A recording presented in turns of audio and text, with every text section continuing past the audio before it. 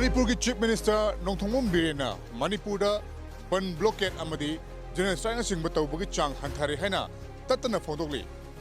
hariba wafam simak yamna chuma wafam ni adubu hariba wafam asi maruina BJP na lusingba Manipur gi lengang an lakpa matam ing lisinga ni taraga tareta ban blockade na ching batau bugi chang asi hanthakibani adubu makhata ba sahi sing maruina 2018 amadi 19 na se ban blockade amadi general strike sing batau khibagi mamiri chaung takhi ing lisingani taraga mapan hariba sahi asida punna ban general strike amadi total sataron chingba kaya asi punsillaga numit kunga mathoi ni hena asiguma makhalgi khongjang kaya asi changsanki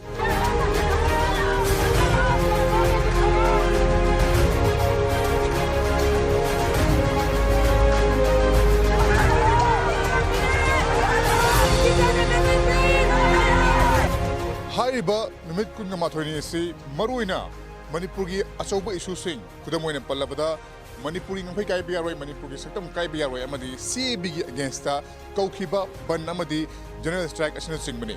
adubu numit kunga mathoni asigi mathakta tungan ba district singda tungan ba highway singda akakna ban kya amasu kaukhi general strike kya amasu kaukhi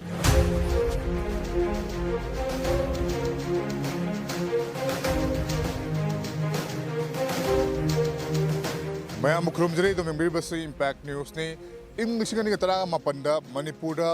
ban total shutdown amadi general strike chingba karam ba thodok sing kaya ya mathokhi bage kari maram dagi thokhi bano amadi ban general strike amadi total shutdown chingba to basina Manipur gi miyam da karam ba chetheng phangli bage amadi Manipur gi miyam na asigumba makhal gi khongjang asida kari wakhal deri bage hai bage marik chumba 2019 gi report ama miyam da pijari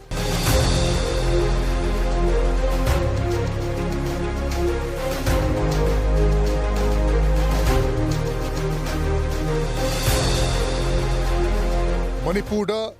ban general strike total shutdown natragana boycott tawna chingba asigumba kaya tawriba sigi maram ase chawrakna yengmada tongan ba makhal mangarom khaidokpa yari ahan maram masina miyamna karigumba thodok amada yumpham oiraga leingakta achum aran puthoknaba takshin boina JAC semna kaubaban ani subasina Manipur gi oiba achaw issue sing kudamoina pallabada Manipur gi mitop khanto Manipur gi saktam Manipur gi ngamphai kaiba yaroi amadi border pillars sing yengseldu haiba asigumba achauba Manipur gi oiba issue sing na yumpham oiraga CSO singna miyam ulonena kaubaban aduga ahum suba asina Manipur da ning tamba taliba yawol lup singna India gi oiba achauba numet natraga kariguma maru oiba thorama ma lakpa matamda kaubaban kudamoina pallabada India ki Independence Day, Republic Day amadi Manipur bu Indiana Ocean khiba numit asigumba thokdok kaya asida yumpham oiraga sahi khudingi lepa leitana soi biyadana korokli baban amasung mari suba sisu ningtamba taliba yawlop singna India gi achauba luchingma sing kudamoina Prime Minister natraga President na akhoi gi lamdam Manipur sida lakpa matamda boycott tawba total shutdown tawba natraga general strike chingba tawba sini Manga suba sina lengak pai riba political party singi thawong singna pen badagi opposition da riba political party singna kauba ban hariba makhal manga ase ekhoina yengba yari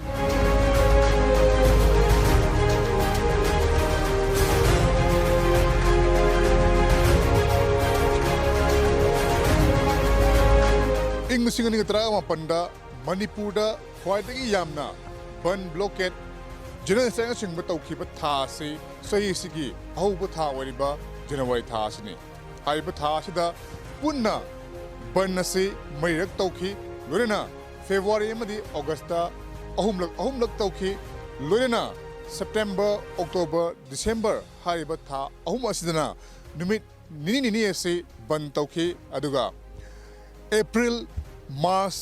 November amadi July hariba tha mari asidana numit amamam ban loinamak tauke loina May amadi June hariba tha ani se ban blockade general strike singba amada tawdaba tha oike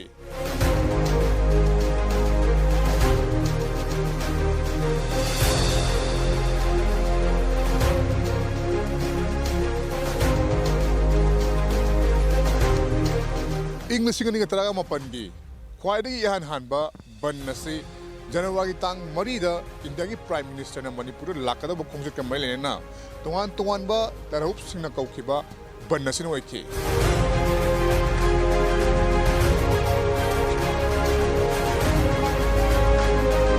आइन थिंख्रबा तोहान तोहानबा लालहौलुपसिंगी अपुनबा loop अमोइरिबा कोरकोम अमदी UNRF न कौखिबा general strike अदुना मरम ओइरगा लंबीदा passenger गाड़ी सिंह चेनबगी चांग यामना हंथकी खोरमन कैथल यावना मरवोइबा कैथल सिंह थोंगोनखी लंबीदा लनाई गाड़ी खरा चेनबनतना अतई गाड़ी सिंह चेनबगी चांग यामना हंथकी मफम कयादा पुलिसना पामदब थोरोक Singh थोक्तनबा अकनबा मोंगदा ngak senbagi थबक चथकी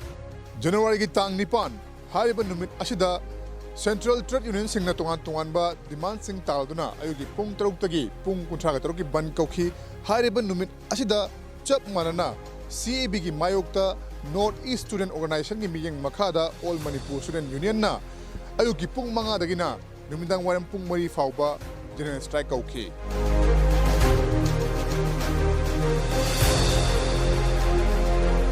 लंबीदा लनाई गाड़ी Singh नतना passenger पुबा गाड़ी अमत चेन्नखिदे कैथेल अयामबदसु नोंगमगी चरा तानबा मियोय अमा अनि नतना कैथेल फमनखिदे जनरल स्ट्राइक असिना मरम ओइरगा स्टेट असिगी डिस्ट्रिक्ट अमगा टॉप डिस्ट्रिक्ट अमगा फाउनबा पैसेंजर पुबा गाड़ी सिंह यावना स्टेट असिगा टॉप स्टेट का फाउनबा पैसेंजर पुबा गाड़ी सिंह अमत चेन्नखिदे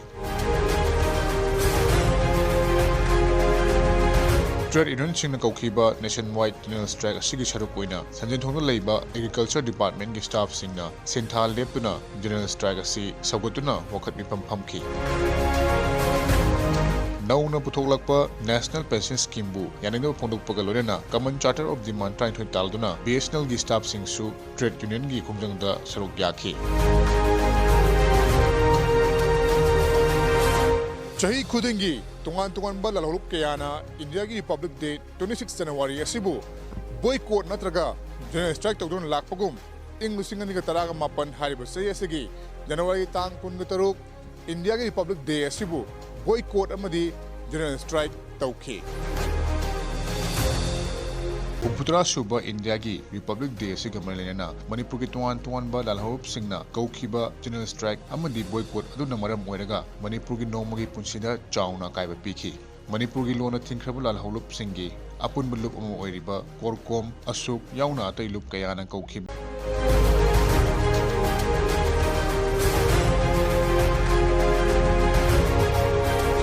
जनवरी की तांग कुथ्रागा माथोय हारिबा नुमित असिदा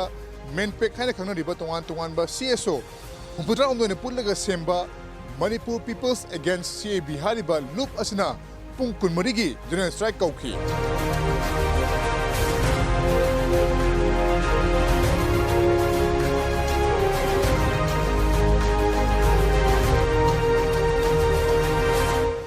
कौखिबा पुंग कुनमरिगी जनरल स्ट्राइक मनुंगदा मियाम थोलक्तुना लंबी थिंगदुना अकनबा मवोंगदा खोंगिंग जंक्शनखी इम्फाल सिटी की मपुंग ओइबा कैथेलसिंग अमता थोंग हांगनखिदे स्टेट असिगी तोंगान तोंगानबा डिस्ट्रिक्ट सिंगी हेडक्वार्टर सिंगदा लेबा कैथेलसिंग अमसुंग तोंगान तोंगानबा असेंबली कॉन्स्टिट्यूएंसी सिंगदा लेबा मपुंग ओइबा कैथेलसु अयाम थोंग हांगनखिदे स्ट्राइक असिगी मनुंगचना इम्फाल वेस्ट की खुंबोंग कैथेलदा खुंबोंगी मेरा पाइबिसिंग अमदी क्लब सिंगना मपुंग फाना सौगतखी प्राइम मिनिस्टर नरेंद्र मोदी अमदी चीफ मिनिस्टर N Biren की मितम साधुनसु मई थाखी मितम मई थाबदुदा मियामना CAB अमदी BJP लेंगा की मायोक्ता खुलाव के लाउखी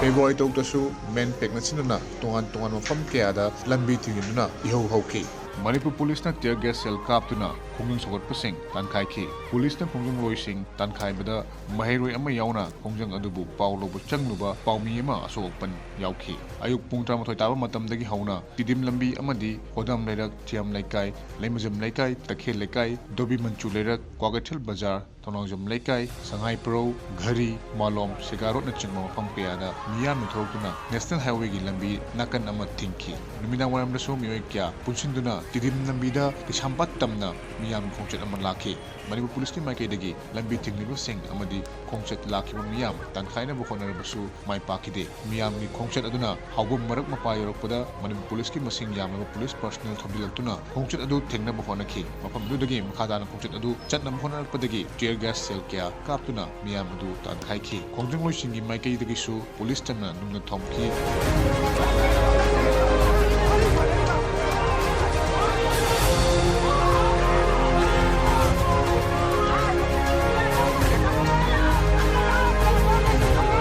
February की तांग तरगा मथोई हाइबन निमित असिदा CAB की मायोक्ता महिरोई लुप मंगा याउना तोंगान बा CSO चाम बुथ्रागा तरुकना पुल्लगा Semba People's Alliance Manipur samna pam haina khangnariba loop असना पुंग कुंथ्रागा तरुक की सिंथा लेपगी खोंजंग चंगछनखी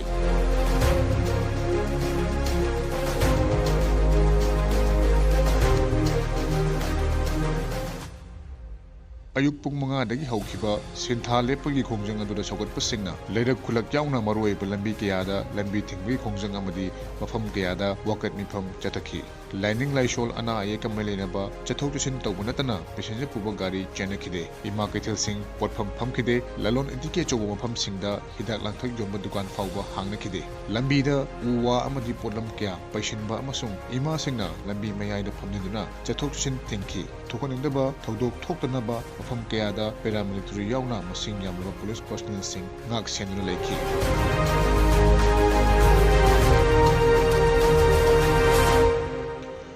Lorena Manipur People Against Citizenship Amendment Bill 2016 MEMPEC na February 23 North East People D-Day in India haina lauthoki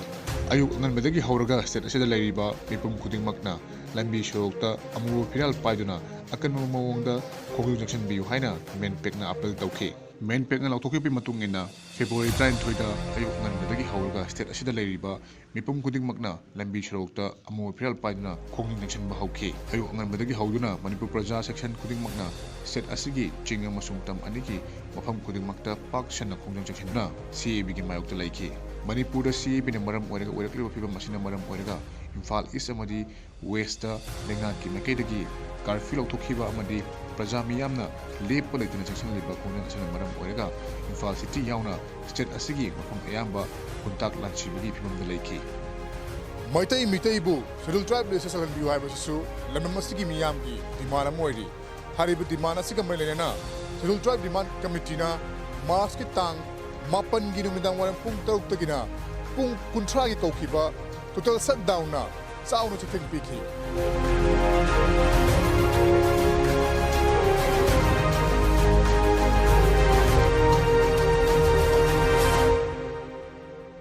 Manipur Lengang Center the recommendation tha dabagi mayokta Scheduled Tribe Demand Committee Manipur STDCM na kaukiba pung kuntragi total shutdown na maram oiraga state asigi mahusagi punsida chauna kaiba pikhi total shutdown asina maram oiraga lamdam asida kwaidagi chauba lalon etiki mafam oiriba khwarman kethel kuntaklan sikhi amaromda total shutdown manungda khwarman kethel manungi lambi singda lakpa makhal kyai gari sing kethel phambi ima singna kan khaikhi adumapu city police personnel singna ningthina ngak senbadagi pamda thuruk singdi thokide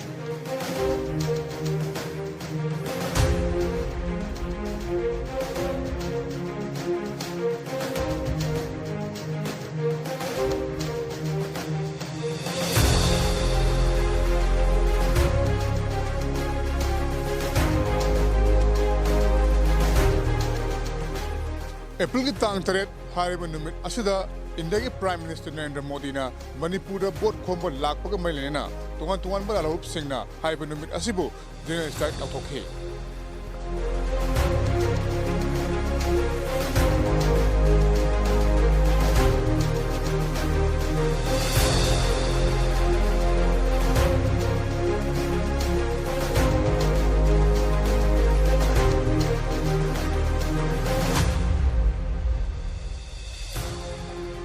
Lok Sabha Mikhal ki bot khomoina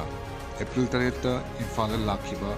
leibak asiga Prime Minister Narendra Modi ki khongchut ki mayokta Manipur ki tungan ba lalhaulup singna kauba general strike amadi boycott na miyam gi mohsa gi punsida chauna kaiba pikhi lamdam asigi semitron gi maru waiba pham oidiba pauna kaithel thangal kaithel putaklan sikhi ꯈ꯭ꯋꯥꯏꯃꯟ ꯀꯩꯊꯦꯜꯒꯤ ꯃꯆꯤ ꯃꯁꯤꯗ ꯄꯣꯠꯐꯝ ꯐꯝꯕꯤ ꯈꯔꯅ ꯄꯣꯠ ꯌꯣꯟꯕ ꯅꯠꯇꯅ ꯄꯣꯠ ꯌꯣꯟꯕ ꯑꯃꯗꯤ ꯂꯩꯅꯕꯒꯤ ꯆꯥꯡ ꯌꯥꯝꯅ ꯍꯟꯊꯈꯤ ꯏꯟꯇꯔꯁ꯭ꯇꯦꯠ ꯕꯁ ꯌꯥꯎꯅ ꯃꯈꯜ ꯑꯃꯗꯤ ꯒꯥꯔꯤꯁꯤꯡ ꯆꯦꯟꯕꯒꯤ ꯆꯥꯡ ꯅꯦꯝꯈꯤ ꯃꯁꯤꯗ ꯅꯠꯇꯅ ꯃꯅꯤꯄꯨꯔꯒꯤ ꯃꯔꯨꯑꯣꯏꯕ ꯀꯩꯊꯦꯜ ꯑꯃꯗꯤ ꯗꯨꯀꯥꯟꯁꯤꯡ ꯊꯣꯡ ꯍꯥꯡꯅꯈꯤꯗꯦ ꯀꯣꯔꯀꯣꯝ ꯃꯥꯋꯣꯏꯁ ꯌꯥꯎꯅ ꯇꯣꯉꯥꯟ ꯇꯣꯉꯥꯟꯕ ꯂꯥꯜꯍꯧꯂꯨꯞꯁꯤꯡꯅ ꯀꯧꯈꯤꯕ ꯖꯦꯅꯔꯦꯜ ꯁ꯭ꯇ꯭ꯔꯥꯏꯛ ꯑꯃꯗꯤ ꯕꯣꯏꯀꯣꯠ ꯑꯗꯨꯒꯤ ꯃꯅꯨꯡꯗ ꯄꯥꯝꯂꯤꯕ ꯊꯧꯁꯤꯡ ꯊꯣꯛꯇꯅꯕ ꯃꯐꯝ ꯀꯌꯥꯗ ꯃꯅꯤꯄꯨꯔ ꯄꯨꯂꯤꯁ ꯑꯃꯗꯤ ꯄꯦꯔꯥꯃꯤꯂꯤꯇꯔꯤ ꯐꯣꯔꯁꯁꯤꯡꯅ ꯉꯥꯛ ꯁꯦꯟꯕꯒꯤ ꯑꯀꯟꯕ ꯊꯕꯛꯁꯨ ꯆꯠꯊꯈꯤ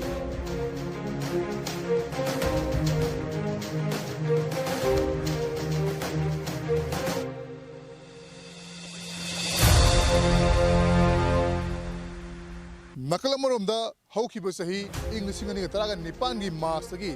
ꯏꯪ 2019ꯒꯤ ꯃꯥꯔꯆ ꯐꯥꯎꯕꯗ ꯀꯧꯈꯤꯕ ꯖꯦꯅꯔꯦꯜ ꯁ꯭ꯇ꯭ꯔꯥꯏꯛ ꯕꯟ ꯑꯃꯗꯤ ꯏꯀꯣꯅꯣꯃꯤꯛ ꯕ꯭ꯂꯣꯀꯦꯠꯅꯆꯤꯡꯕ ꯀꯌꯥ ꯑꯁꯤꯅ ꯃꯔꯝ ꯑꯣꯏꯔꯒ ꯂꯨꯄꯥ ꯀꯣꯇꯤ 2,013 ꯍꯦꯟꯕꯔꯣꯝ ꯑꯁꯤ ꯃꯥꯡꯍꯜꯂꯦ ꯍꯥꯏꯅ ꯁꯣꯁꯤꯌꯦꯜ ꯔꯤꯁꯔꯆꯔ ꯑꯃ ꯑꯣꯏꯔꯤꯕ ꯁꯔꯇꯣ ꯇꯣꯗꯅꯥꯀꯣꯝꯅ ꯐꯣꯡꯗꯣꯛꯈꯤꯕ ꯋꯥꯐꯝ ꯂꯩꯈ꯭ꯔꯕꯅꯤ ꯑꯁꯤꯒꯤ ꯃꯥꯡꯉꯤꯕ ꯄꯣꯠꯁꯦ ꯑꯩꯈꯣꯏꯒꯤꯅꯦꯕ ꯑꯩꯈꯣꯏ ꯏꯁꯥꯅ ꯏꯁꯥꯕꯨ ꯃꯥꯡꯍꯜꯂꯤꯕꯁꯦ ꯁꯤꯁꯦ ꯐꯠꯇꯦꯀꯣ ꯍꯥꯏꯕ ꯄꯣꯠꯁꯦ ꯑꯩꯈꯣꯏꯅ ꯌꯥꯝꯅ ꯄꯤꯄꯜ ꯑꯦꯋꯥꯔꯅꯦꯁ ꯑꯃꯈꯛ ꯆꯪꯉꯦꯕꯀꯣ ꯕꯟ ꯕ꯭ꯂꯣꯀꯦꯠ ꯂꯩꯕ ꯃꯇꯝꯁꯤꯗ ꯁꯔꯀꯥꯔꯗ ꯀꯥꯔꯛꯀꯗꯕ ꯔꯤꯚꯤꯅ꯭ꯌꯨꯁꯦ ꯀꯥꯔꯛꯇꯕ ꯃꯌꯥꯝ ꯂꯩꯌꯥꯕ ꯁꯝ 1% or 2%ꯒꯨꯝꯕꯗꯤ ꯁ꯭ꯇꯦꯠ ꯕꯖꯦꯠꯇ ꯁꯣꯛꯂꯛꯑꯦꯕꯁꯤꯗ ꯑꯩ ꯆꯍꯤ 5ꯃꯨꯛ ꯁꯨꯔꯦ ꯁꯤꯒꯨꯝꯕ ꯕꯟ ꯕ꯭ꯂꯣꯀꯦꯠ ꯐꯣꯡꯕ ꯑꯇꯣꯞꯄ ꯁ꯭ꯇꯦꯠꯀꯤ ꯑꯦꯅꯥꯂꯥꯏꯁ ꯇꯧꯕ ꯑꯗꯨꯝ ꯇꯧꯕ ꯃꯇꯝꯗ ꯁꯔꯀꯥꯔꯗꯒꯤ ꯑꯦꯄ꯭ꯔꯤꯁꯤꯌꯦꯁꯟ ꯃꯆꯥ ꯑꯃꯇꯪꯁꯨ ꯐꯪꯕ ꯉꯝꯗꯕꯀꯣ ꯃꯅꯤꯄꯨꯔꯗ ꯂꯩꯔꯤꯕ ꯇꯣꯉꯥꯟ ꯇꯣꯉꯥꯟꯕ ꯃꯤꯌꯥꯝ ꯑꯃꯗꯤ CSO ꯑꯃꯗꯤ ꯄꯣꯂꯤꯇꯤꯀꯦꯜ ꯄꯥꯔꯇꯤꯁꯤꯡꯅ ꯕꯟ ꯑꯃꯗꯤ ꯖꯦꯅꯔꯦꯜ ꯁ꯭ꯇ꯭ꯔꯥꯏꯛꯅꯆꯤꯡꯕ ꯀꯧꯔꯤꯕ ꯑꯁꯤꯒꯨꯝꯕ ꯈꯣꯡꯖꯪ ꯑꯁꯤꯒꯤ ꯃꯇꯥꯡꯗ ꯀꯔꯤ ꯐꯣꯡꯗꯣꯔꯛꯄꯒꯦ ꯍꯥꯏꯕꯗꯨ ꯃꯤꯠꯌꯦꯡ ꯇꯥꯃꯤꯟꯅꯁꯤ ꯕꯟ ꯇꯧꯕꯤꯒꯅꯨ ꯑꯩꯈꯣꯏꯗ ꯃꯥꯡꯖꯩꯌꯦ ꯕꯟ ꯇꯧꯔꯗꯤ ꯑꯩꯈꯣꯏ ꯋꯥꯏꯌꯦ ꯆꯔꯥ ꯅꯥꯝꯃ ꯍꯦꯜꯂꯦ ꯕꯟ ꯇꯧꯕꯤꯅꯨ ꯅꯃꯥ ꯑꯩꯈꯣꯏ ꯋꯥꯏ ꯑꯩꯈꯣꯏ ꯄꯣꯠ ꯌꯣꯟꯒꯗꯕꯁꯨ ꯀꯥꯏꯔꯦ ꯑꯗꯒꯤ ꯄꯣꯠꯂꯝ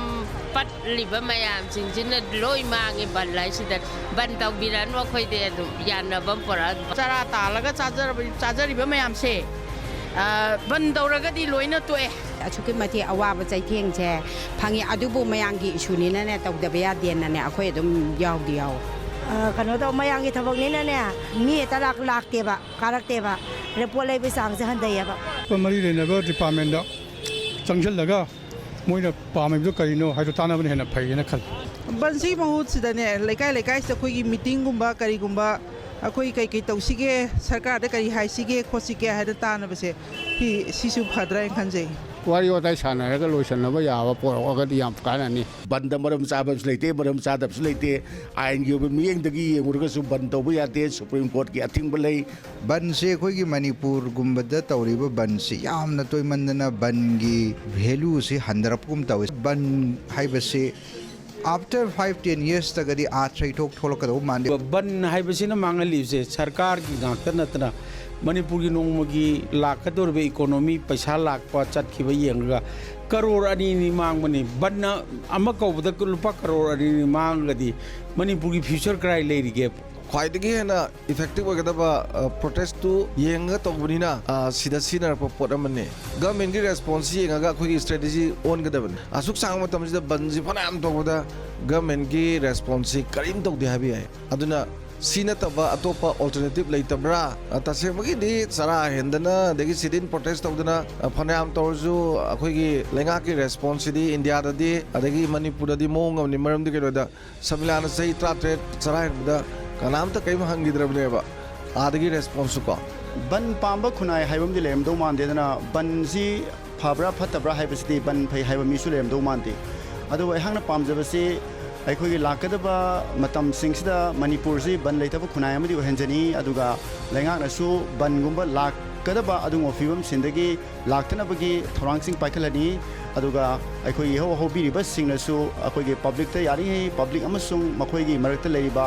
ꯃꯔꯤ ꯑꯁꯤ ꯐꯕ ꯑꯃꯁꯨꯡ ꯗꯦꯃꯣꯀ꯭ꯔꯦꯇꯤꯛ ꯑꯣꯏꯕ ꯃꯑꯣꯡꯗ ꯑꯩꯈꯣꯏꯒꯤ ꯈꯣꯜꯂꯥꯎꯁꯤꯡ ꯊꯝꯕꯤꯌꯨ ꯍꯥꯏꯅ ꯑꯩ ꯁꯤꯈꯤꯇꯪ ꯍꯥꯏꯖꯒꯦ ꯃꯅꯤꯄꯨꯔꯗ ꯕꯟ ꯕ꯭ꯂꯣꯀꯦꯠ ꯌꯥꯝ ꯇꯣꯏꯔꯤꯕꯁꯤ ꯑꯩꯈꯣꯏ CSOꯒꯤ ꯊꯧꯃꯤ ꯑꯃ ꯑꯣꯏꯅꯁꯨ ꯑꯩꯈꯣꯏꯁꯨ ꯄꯥꯝꯕ ꯅꯠꯇꯦ ꯑꯗꯨꯒ ꯕꯟ ꯀꯧꯅꯅꯕꯒꯤ ꯃꯔꯝꯁꯤ ꯀꯗꯥꯏꯗꯒꯤ ꯂꯥꯛꯏꯅꯣ ꯍꯥꯏꯕꯁꯤꯒꯤ ꯃꯔꯝ ꯑꯃꯗꯤ ꯊꯤꯒꯠꯐꯝ ꯊꯣꯛꯏ ꯑꯗꯨꯒ ꯀꯅꯥꯒꯨꯝꯕ CSOꯁꯤꯡꯅ ꯅꯠꯇ꯭ꯔꯒꯅ ꯀꯅꯥꯒꯨꯝꯕ ꯂꯨꯞ ꯑꯃꯅ ꯕꯟ ꯀꯧꯗꯕ ꯌꯥꯗꯕꯒꯤ ꯇꯥꯟꯖꯥꯁꯤ ꯀꯔꯤꯗ ꯄꯤꯔꯛꯀꯦ ꯍꯥꯏꯕꯗ ꯄꯥꯜꯂꯤꯕ ꯂꯩꯉꯥꯛꯁꯤꯅ मियाम की खोलाउसी ताबिरक्त्रबा अदुगा अखोइना memorandum Pirba ultimatum Pirba अदुदगी अखोइना final ओइबा वाफम अमा थम्मबा फावबदा एजिटेशन हेक हौद्रिखैदि करिगुम्बा अमता मनाकोंसिदा हाप्तबसे सिना मरम ओइरकांदा तंगाई फदना मियाम हुमना चंगसन्नबगिदमता मियामगी अलर्टनेस अमा पीननबा सागन्नबगिदमता बन ब्लॉकेज से तंगाई फदबा लाएबा अदुना बन कौबगी मांगजबसी मी पुनमक खंगी अखोइजु खंगी अदुबु मसी तंगाई Fadna in the long run mangakadova khunai sigi yam chauna mangakadova tanjadadi tangai phadana kaudaba yadana kaubani masi sarkar sina thon bani sarkar na kohan bani haidana khoi hajiningi aduga loinana miyam ki kholau tabirakdaba sin maramogana banji tawbani adu yari gadi masi tawdaba haibasisu akhoi gi wakhalon da su lei akhoi na naina basu lei adu tangai phadaba condition se sarkar na thon bani haidana masi mahainingi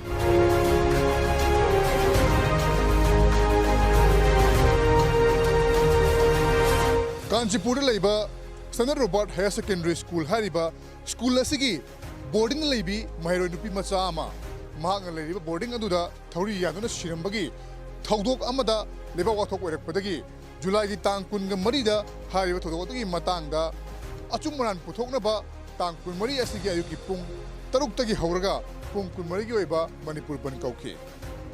जेएसएना कौखिबा पुंग कुन मरीगी बन्ना महौसागी पुंसिदा चाउना कायबा पीखी अयुक पुंग तौतगी हौखिबा बन्नदुना इम्फालगी लनोन अतिकी मरुई मफम ओइरिबा पाउना अमदी थंगाल कैथल कुंताक लांसिखी अदुमोइनमक लेखिद्रबगी पौनफम थोंय बंदा मियाम लंबीदा थोरक्तुना मखल क्यागी खुंजंग क्या चंगसिनखी अगस्त तांग मापनदसु मिसी सिगी मायोक्ता सेमखिबा जेएसएना कौरिबा पुंग 38 बन मनुंगदा passenger पुबा गाड़ी चेनखिदे लनोन अतिकी मरुइबा थबकसिंग खरमन कैथलदा पुंगलेप लेपखी मफम कयादा लंबी थिंकी अमदी वकल मिफमसिंग चथकी लनाई गाड़ी खर चेन बखतमक नतना अतोप गाड़ी सिंग चेन मगी ममी ताकिदे इम्फाल वेस्ट के लंफेल पुलिस स्टेशन की मनुंग चना लाइबा सना कैथलदा पंचगत पुसिंगना पुलिस का चाउना मुकनखी पुलिसना बंचगत पुसिंग तनखाइना बतिया गैस चल कापदा मियोय अनि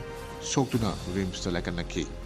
बंचगत पुसिंगना चीफ मिनिस्टर एन बिरेन अमदी स्कूल फाउंडर लंदोनीगी मितम मई थादुना खुंगन जंखी थाई बंथाउ ग्राउंड की ममांगदा नुंथिल पुंग मरी मखाइरोम ताबा मतमदा यामलबा मियामना थाउ क्लब तगी थोलक्तुना इफिजी सिंगदो मई थाखिबनी अगस्त तांग अमदसु all Manipur excavator local truck tipper owners and workers association अमल टुवाना अयुक पुंग मरी दगी नुंथिल पुंग तरुक फाउबा पुंग 13 की मणिपुर पुंबदा बन लाउथोकी बन असिना मरम ओरगा मणिपुर मनुंगदा लेबा डिस्ट्रिक्ट अमगा फाउनबा लंबी सिंग अमदी स्टेट असिगा टॉप स्टेट अमगा फाउनबा याबा लंबी सिंग गाड़ी चनखिदे इम्फाल माइवल की ओइना बन असिना चाउना कायबा पीखिद्रबसु पैसेंजर पुबा गाड़ी सिंग मसिंग हंथना चेनखी खरमन कैथलसु हांगनखी अदुबु हानगुमना मी चेनबगी चांगदी ओइखिदे बन मनुंगदा जिरिबामदगी इम्फाल तम थोलकपा पोचै पुबा गाड़ी चनीरोम कांगपोपी डिस्ट्रिक्ट की मनुंग चना लेबा टिंगटोंग लाइजांगदा बन चगतपुसिंगना थिंखिबदगी बन्ना लेखी तरोसिगी पाव फंगबदगी इम्फाल वेस्ट की additional SP law and order S हेमंतन लुचिंगबा पुलिस कांगबु अमा चंगसिंदुना बन्दुना लेरिबु गाड़ी सिंग इम्फाल योकनबा होनखी कौखिबा पुंग 13 की बन अदुना तुंगान डिस्ट्रिक्ट सिंगदा मरुओइना बिष्णुपुर अमदि थौबाल डिस्ट्रिक्टसु चाउना ममी ताकी 15 अगस्त इंडिया की इंडिपेंडेंस डे नुमित असिदा तुंगान मलालहौबसिना कौखिबा बन मरम ओइरगा मफम कयादा गाड़ी चेनखिदे कैथल सिंग कुंताक लांसिखी स्कूल कॉलेज सिंगबा तुंगान महिलोसिंग थिंगथोंग हांगनखिदे बन असिमा पुंग फाना पांगथोखी सेप्टेम्बर की तांग अनिदसु standard Robert higher secondary school की महरोई नुपी मचा अमा लेखिदबगी अचुंबा वायल पुथोक्तबगी मायोक्ता जेएसएना पुंग 94 की मणिपुर बन कौखी इंडिया दा मणिपुर बु तिन्नबगीदमक मणिपुर की निंगथौबु मर्जर एग्रीमेंट दा नमफुदा साइन तहनखी हारिबा सेप्टेम्बर की तांग 19 हारिबा निमित असिबु national revolutionary front of Manipur ना पुंग 19 की बन कौखी इंडियन यूनियन मणिपुर बु नमफुदा महाकी फिवानुंगदा तिलहनखी हाइदुना यानंगदबा फुंगपा ओइना national revolutionary front of Manipur न कौखिबा पुंग 19 की बन्ना स्टेट असिगी मियामगी महौसागी पुंसिदा चाउना कायबा पीखी इंग सिंगमगा चमापन निपुमापन की सेप्टेम्बर की तांग 19 दा मतम मदुगी मणिपुर की निंगथौबु शिलोंग कौदुना नमफुदा खुजेक पिहनखी हाइबगी मायोक्ता कौखिबा बन्ना मरम ओइरगा नोंगमगी ओइबा थबक थरम ललोल इतिकी थबक अमता तौखिदे September tang kun nga mathoida India lengakta Manipur se tinnabugidamak Manipur gi ningthaudagi merger agreement gidamak khuyek laru matungda October gi tang 15 da Manipur si India tilli hana lauthokibun numit haibadi October gi tang 15 sibu Black Day ni haina Manipur gi tongan ba lalholup singa lauthokpaka lonena haripan numit asida pung kunmari gi general strike lauthokhi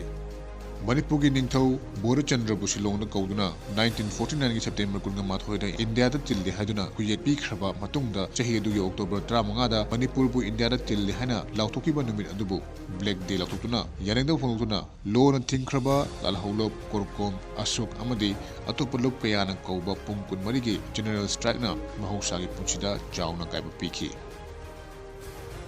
Manipur gi ngamphai kai biaroi Manipur gi apunbagi saktam kai biaroi haiba Kholao su Manipur miyamna tatana lauriba Kholao amani hariba Kholao su gamalena sem khiba coordination committee on Manipur integrity na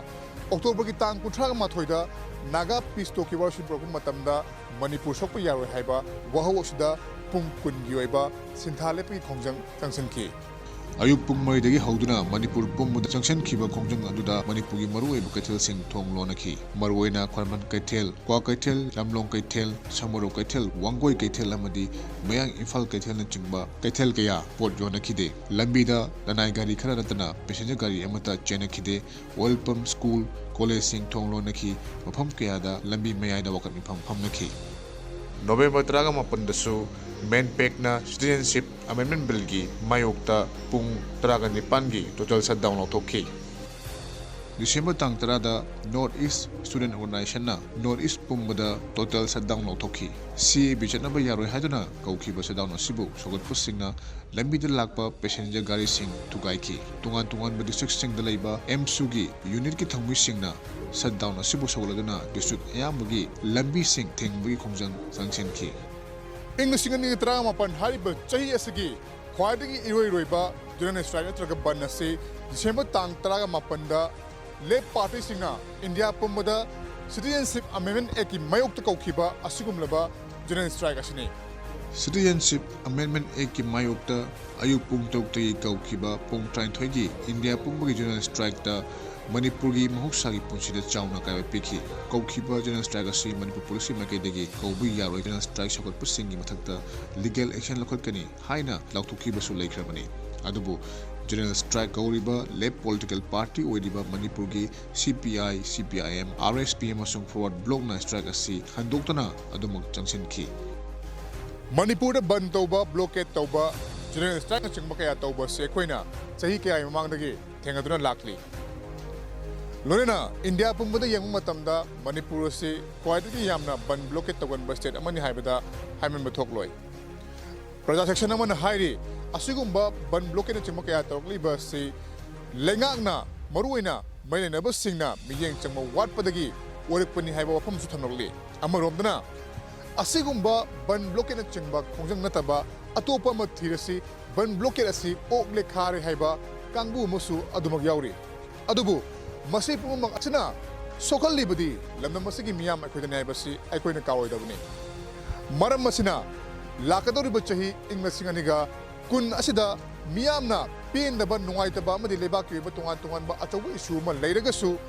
wari sanaraga amadi tungan ba hiramda haibadi changsan ba yaba violence oidaba amadi ban bloke nataba asugum khongjang amada porakpa haibasisu miyamna pamnaba dugumna ba moire adubu Miyamna pamliba amadi miyamna taliba demand sing asi lengang na karama mongna yengpage haibadudi miyamna chauna khangning bagi langtaknari hojik paliba lengang asina su lamna masida ban blockade tawduna bagi wakhaldi chauna khalli adubu